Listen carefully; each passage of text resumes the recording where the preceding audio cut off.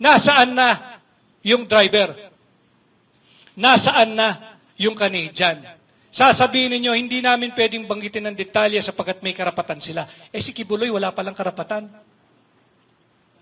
Hindi ako lawyer ni Pastor Kibuloy.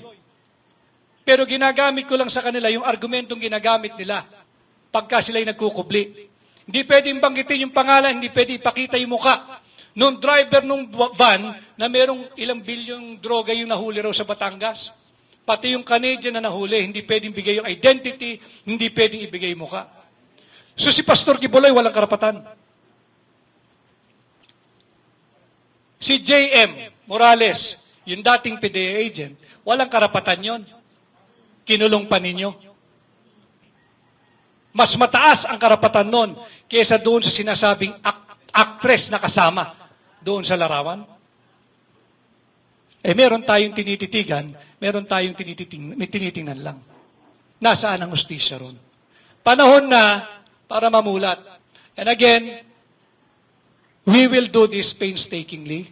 Tsatsagain natin para mamulat kayo.